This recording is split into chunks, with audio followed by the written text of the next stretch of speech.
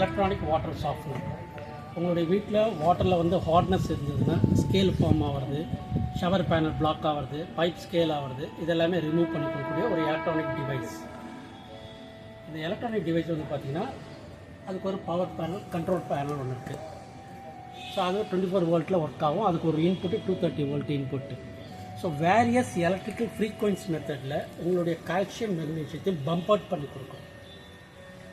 But it will be present in the water. அந்த மாலிகூல்ஸை break பண்ணி கொடுக்கும்போது நானோ பார்ட்டிகல்ஸாக மாறுது. ஸோ அப்போ வாட்டர் ஆட்டோமேட்டிக்காக சாஃப்ட் ஆகிடும். திருப்பி ரீபாண்டிங் ஆகிறதுக்கு 7 to 10 days டைம் இருக்குது. ஸோ இது வந்து பார்த்திங்கன்னா ஒரு இன்னு ஒரு அவுட்டு. ஸோ அதனால் இன்னில் வந்து வாட்டர் குவாலிட்டி செக் பண்ணுறதுக்கு ஒரு டேப்பும், எக்யூப்மெண்ட்டுக்கு போய் அது வழியாக வெளியே போகும்போது அதனுடைய வாட்டர் குவாலிட்டி செக் பண்ணுறதுக்கு ஒரு டேப்பு கொடுத்துருக்கோம். ஸோ இதில் என்ன ஒர்க் ஆகுதுன்னா ஃப்ரீ மெயின்டெனன்ஸ். இப்போ ரெசின் பேஸ்டு பார்த்தீங்கன்னா சால்ட் இன்ஜெக்ஷன் பண்ணணும், ரீப்ளேஸ்மெண்ட் பண்ணிட்டோம். இது ஒன்லி ஒன் டைம் தான், fit and forget it. 3 years வாரண்டியோடு நாங்கள் இது கொடுக்குறோம் உங்களுக்கு. ஈவன் என்ன ப்ராப்ளமாக இருந்தாலும் நாங்கள் அதை ரீப்ளேஸ்மெண்ட் பண்ணி கொடுக்குறது ரெடியாக இருக்கோம். சரிங்க சார், இது நாங்கள் பர்ச்சேஸ் பண்ணிட்டோன்னா யார் இன்ஸ்டால் பண்ணுவாங்க? நீங்கள் நாங்களே வந்து பண்ணி கொடுக்குறோம். ஓகேங்க. இன்ஸ்டால் நாங்களே வந்து பண்ணிக்கிறோம்.